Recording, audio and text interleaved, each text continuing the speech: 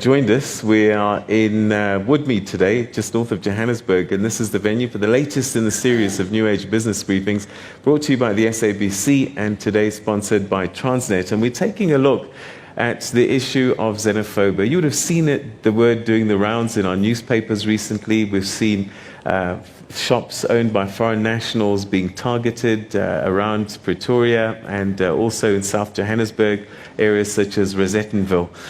This is the latest spike. We've seen these incidents before, as far back as 2008, and some would even say that it's been happening on a lower level even before that. And we're starting to explore that.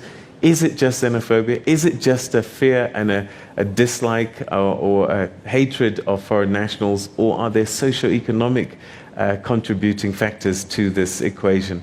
Our panelists are busy introducing the topic to us, and it's my great pleasure now to ask Mr. Bafor, who's the chairperson of the African Diaspora Forum.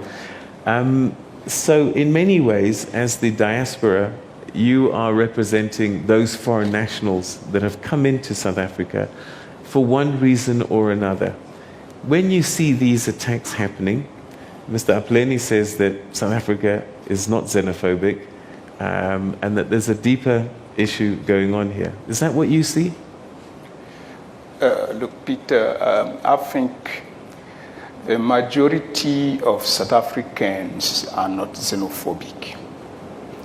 But the reality is that we have a few people who don't want to see somebody who's from another country. And that's the reality. Mm-hmm. If you go to hospitals, if you go to schools, to the police, to many places, you have a feeling that because this person realizes you're not South African, the treatment that you're having or you're facing is really different. In the African Diaspora Forum, you might think that is a migrant organization. It's not. We're working with thousands of South Africans who are concerned about the situation and who want to offer their time and their resources to protect the migrants who are living here.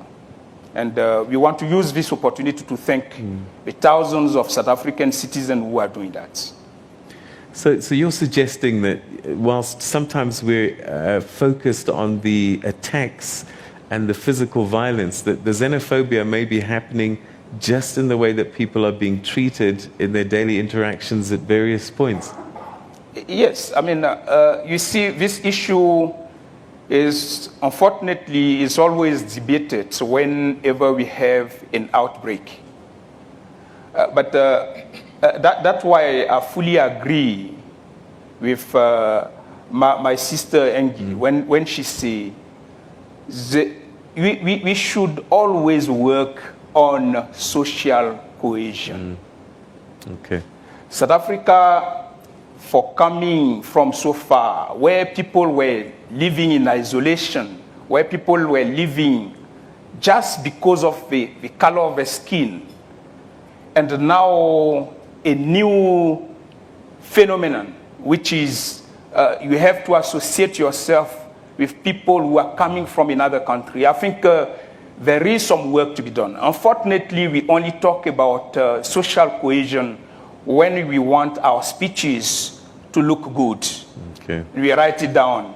But social cohesion should be activities in our different communities which are ran on daily basis to change the mindset of a few people who don't want to associate themselves, who find that all the social ills is because of somebody coming from another country.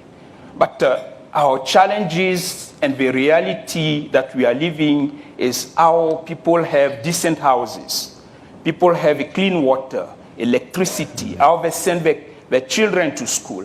Those are the basic issues that we should be talking about.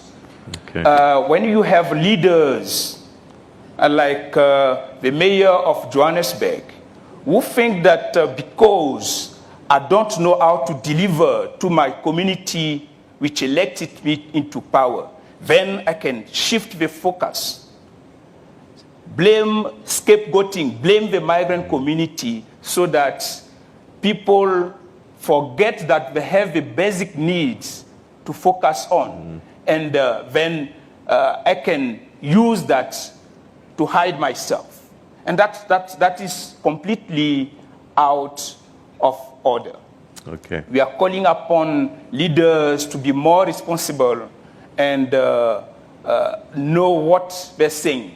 Look, in Rosettenville, the many houses that people burned down, the many cars that people burned down. Yes, maybe we didn't analyze, but these are also assets of South African citizens that we burned down.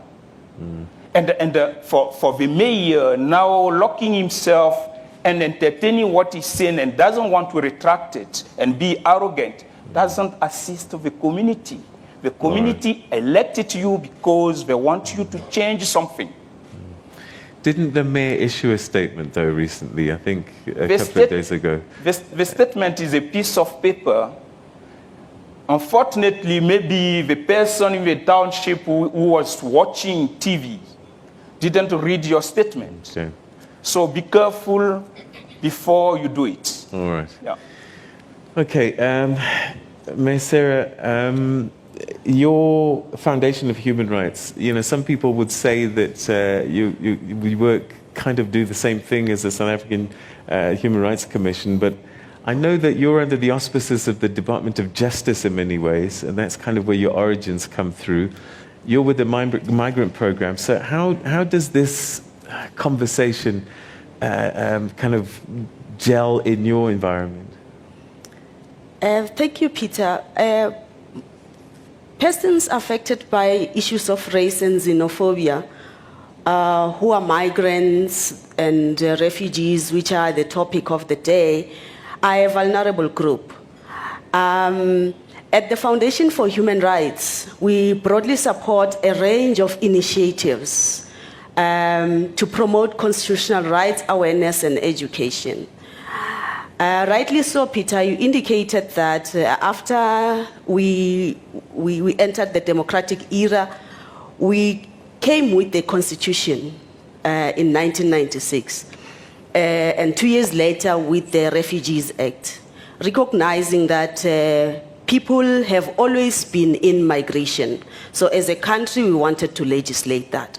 The preamble in particular of the Constitution in 1996 indicates that South Africa belongs to all who live in it. And rightly so, the DG indicated that all people living in South Africa have all the rights except the right to vote. What we do on a daily basis is to support activities that promote local integration against the encampment policy. What it means in practice is activities of social cohesion, promoting constitutional rights awareness, where people engage on reading their own reality and reflecting on it using the legislation at hand. Of course, South Africa has also ratified one of the most important conventions which allows refugees to live in South Africa and access all the rights, or people in migration access all the rights that we have as human beings, because we have those basic inherent rights, the right to dignity, the right to equality, which in our Bill of Rights in Section 9, it's quite clear that no one can discriminate another person on the basis of language, ethnic origin, or look. So our work focuses more on creating awareness and doing popular education activities so that people can be aware that the country we live in is not in isolation. In fact, what we need is a Pan-African education approach which begins to unpack the fact that the country, the continent that we have, before the Berlin Conference, it was one continent with no borders. So we don't cross seas when we go to Zimbabwe or Mozambique or Cameroon. It's one continent, is an African continent. And in fact, this is the most important continent where life originated, where all humanity originated. And because we are migratory species, then we started moving out of the continent and lived elsewhere. So we share one identity and we share one race, and it's our human race. Okay, thank you very much indeed for that. And I'm actually looking forward to Mayor Angie. I know the South African Human Rights Commission commissioned an investigation after 2008. You came up with recommendations, and I'm just wondering how many of those recommendations have been followed through, and where we at. DG, the Lindela judgment, how far have we moved from that? Just to get a sense of where we are post some of those issues and what it means going forward. We're going to take a quick break. We're going to start getting your questions at home. #TNABizBrief at Morning Live SABC. And we'll see you right after this as we hear some questions from the audience that are here. See you just now.